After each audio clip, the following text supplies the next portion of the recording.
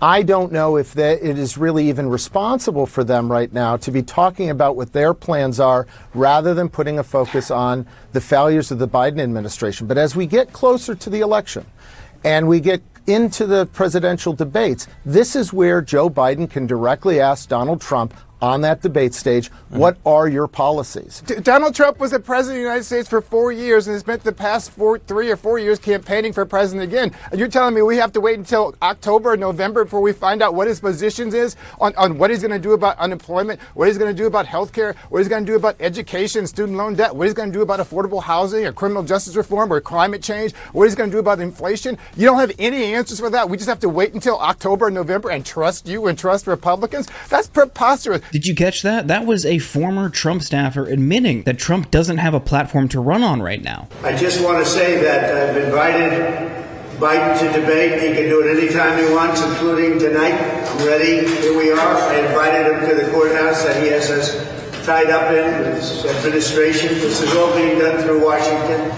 It's all a well-coordinated attack on a political opponent. But I'm here. I'm ready, willing, and able.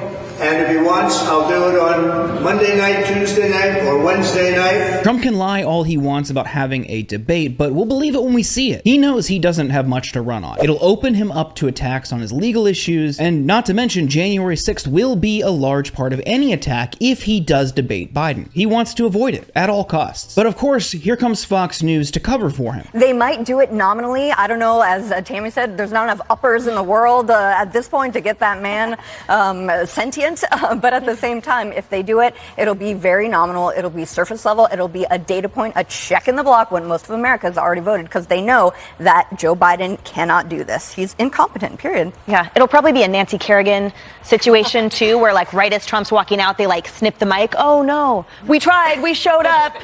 There was a flat tire on Trump. You know, I'm sure there's going to be something, some sabotage. The coverage of this election cycle is already getting very weird. You know how bad of a job Trump did. We all saw it. We lived through it. But in the face of a terrible legacy, you still have members of the media trying to spin it. Donald Trump has the worst record of job loss of any president. So we just have to make sure people know. That was a global pandemic. He had the worst record of any president. We've had other concerns in our country. If you want to be an apologist for Donald Trump, that may be your role, but it ain't mine. And I he don't has think the that worst. anybody can accuse me of that. But let me just say, as a Speaker of the House, we put forth a $3 trillion bill.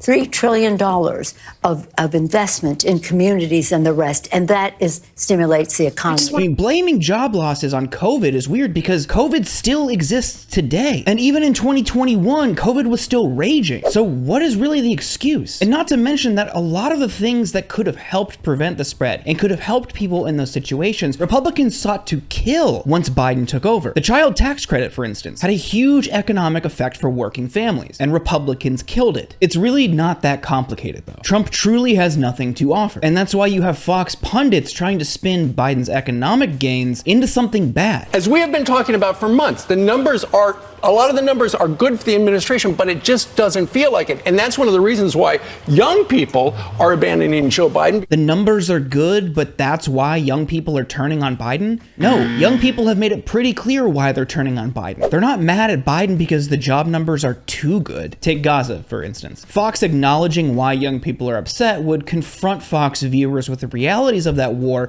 and that's something they're unwilling to do. And right-wing media will have you believe that it's somehow unfair for Trump, that he has to spend his days in the courthouse. He can't get out there and campaign. First of all, it's his own fault he's in the courtroom. And second of all, it's just untrue. He has opportunities to go out and campaign, and this is what he does. I would say to my co-panelist's point, nobody's trying to keep Donald Trump off the campaign trail. Donald Trump is keeping himself off the campaign trail with his conduct, and then when he had a break, he decided to go golfing instead. So let's please understand that the only person who's keeping him from doing that is himself. I'm sure that guy will never be invited back to Newsmax. You can't just tell the truth on Newsmax. That's against company policy. And all of this spinning is to distract from Trump not having a platform. It's to try to deflect attention away from Trump's legacy and bring attention back to Biden. It's very easy to run an oppositional campaign against an incumbent, except if you were already president. And of course, they don't want to talk about Trump's time in office because deep down they know it was chaotic and it ended with January 6th. So they have to talk about these things that Biden is doing. And they insist that Trump has the answers. But we won't know about those answers until later in the campaign. So I went to Trump's campaign website to look. There is one single paragraph about the economy. It talks in broad strokes about what Trump would do without getting into specifics, doesn't really focus on inflation, blames Biden for a bad economy, despite, again, we just heard on Fox, those numbers are too good. So it's somehow so bad and Joe Biden is the only person responsible, but also the numbers are too good and that's why people are upset. Make that make sense. But here's the kicker. We do know what Trump's economic policy is, because that's one thing he has talked about on the campaign trail this year, and that is lowering taxes for the wealthy. And that is why the right-wing media wants you to vote for Trump. They don't really care about inflation. They don't really care about the cost of living for working people. When have they ever cared about those issues? They pretend to care now because they think it'll hurt Biden, but what they're really after is tax cuts for themselves. And if you fall for that, you're the sucker.